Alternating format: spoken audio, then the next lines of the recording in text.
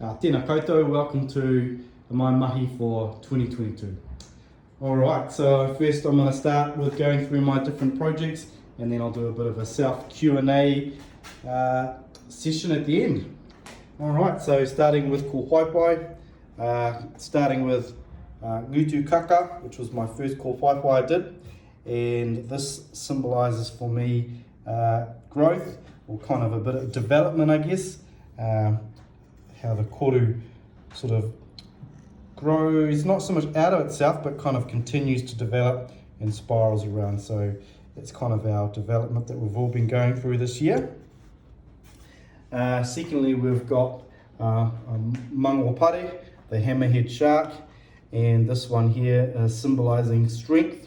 But perhaps more so for me, when I think of this one here, strength equals mahi and effort. So all of the effort that we've all put in this year. And what I kind of like about this design here is it kind of starts off small, and then as it sort of repeats, it slowly gets bigger and bigger.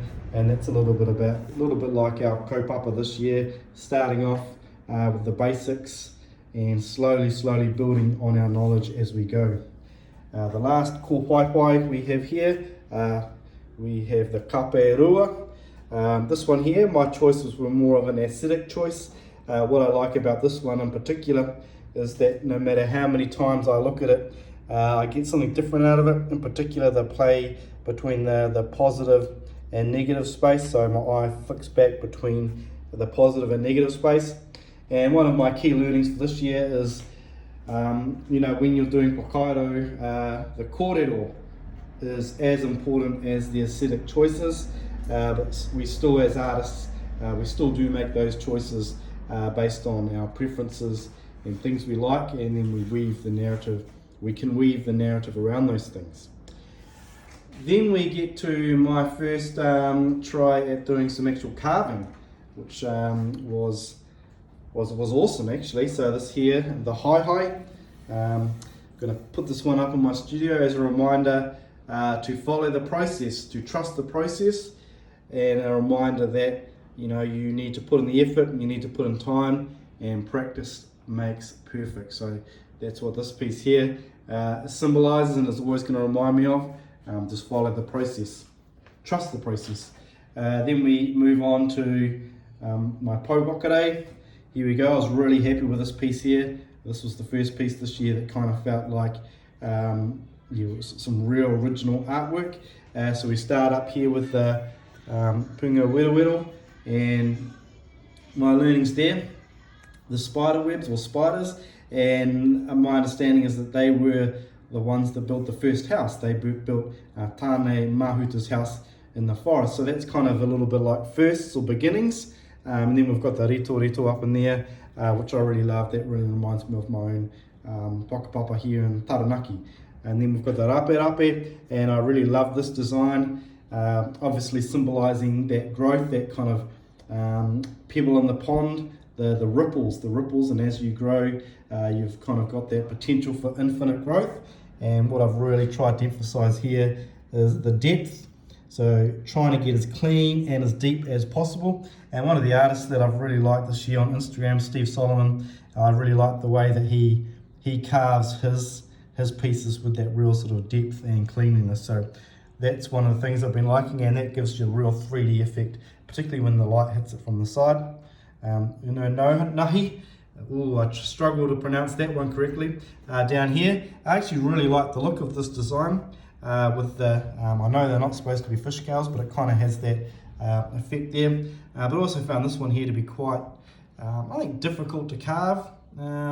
So yeah, it doesn't really appear on any of the pieces that I've carved this year. But I really would like to use it in a piece going forward. And then finally, just a different variation of the punga wero with the more pointy sides there. So that's really nice, and I think it fits really good in the different shapes that you might see in a popo there. So there we go. Those are my, well, that's the front side, and then the back side, the taratara aki there. And I really like doing the larger piece here, partly because it gave me a bit of a chance to try out some different design skills and kind of be a bit more creative with the design. So I was really happy with how that one there turned out. And then we're going to move over here, move over to the whakairo factory there. So I completed 3 this year, and I kind of feel like this was where I actually did the most learning in these 3 pieces here.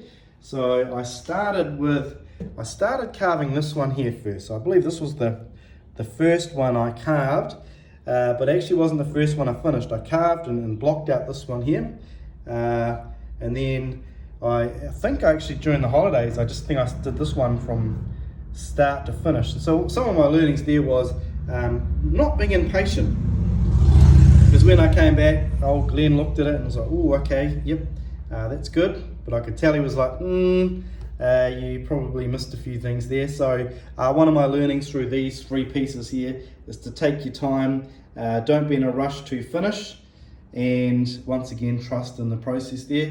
But the first one here, it's got Punga Wero designs or whakairo carved in there. There we go, got my power eyes there. There we go. And the tongue was a bit of my own creation, kind of a bit of a mixture of the different designs I'd seen, but in hindsight I think I would have gone with a different look.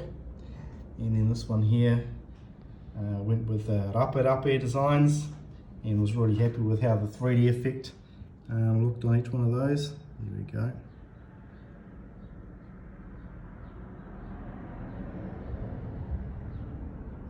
And then finally, my final piece, which for me is a tale of 2 halves. So this one here, the taratara aki, I was really happy with the top half of the designs. Really liked how the flow worked there.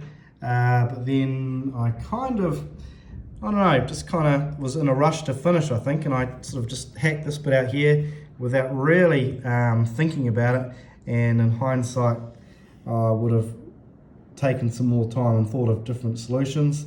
But overall, I was really happy with that piece, and all the different notches, which kind of creates a pretty interesting look there. So there we go. So those were my 3 whakairo. So as I said, those was kind of where I did a heap of learning on those 3 pieces.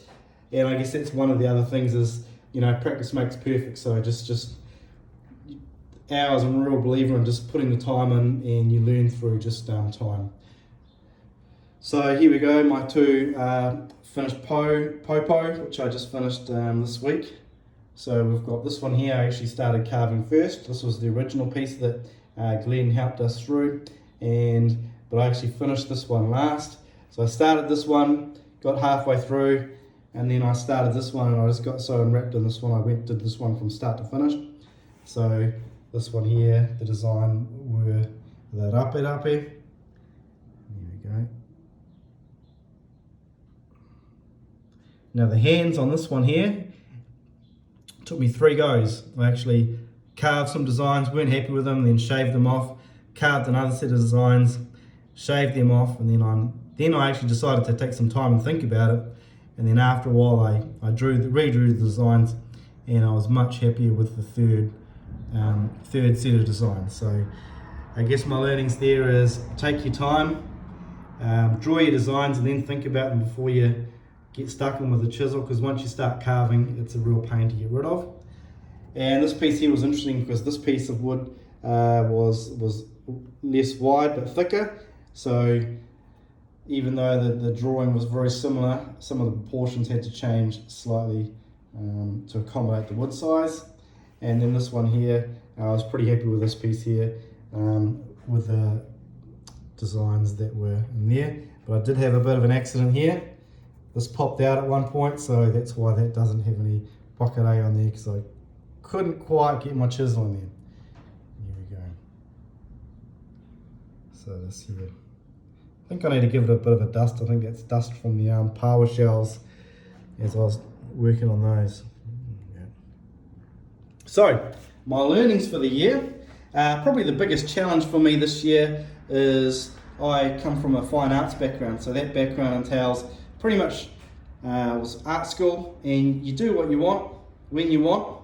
The only rules you make are your own rules. There was no real tikanga or process. It was all about self-discovery and exploration, which was fantastic.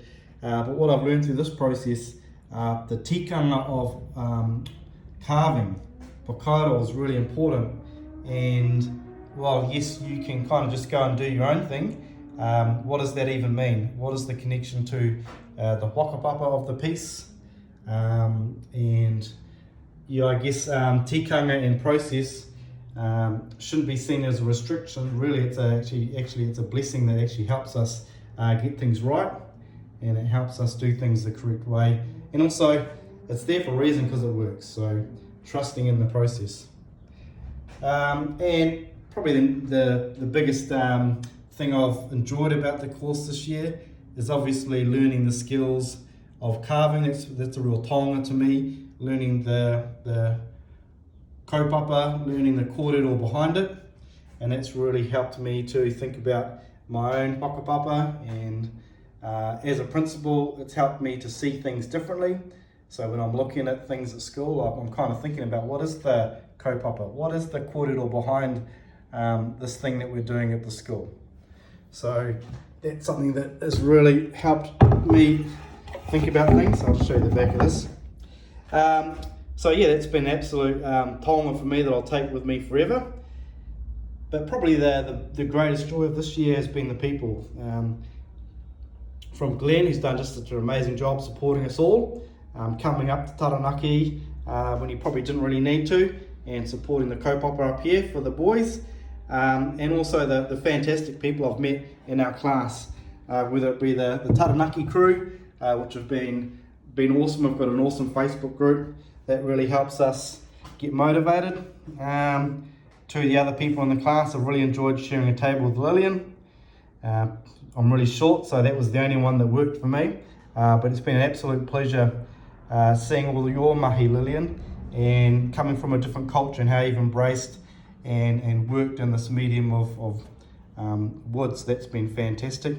And I know this year it's not about it's not a competition. Whakairo, that's not really, I don't think, the kaupapa. But what I have found this year is every time I've gone into the studio, the workshop, or I've seen some of the posts online, it's really been a challenge for me to, man, those designs of Jordan's are really tight, man. I've just got to tighten mine up. I've just got to raise the bar. Or when I see the neat ideas that Talbot is coming up with, oh man, I've got to work on my design skills. So, in the Bible, steel sharpens steel. So the better that the class does, the more it challenges me to do better in my own whakairo. So that's it. I've had an absolutely fantastic year. I'd just like to wish everybody a fantastic new year. For all those leaving the course, all the best for your future endeavours. Keep up the carving. And for all those that are coming back next year, I'm really looking forward to learning more about the different iwi styles and learning more about myself through the process. So a big mihi to you all. Merry Christmas, Happy New Year, ka kite anō.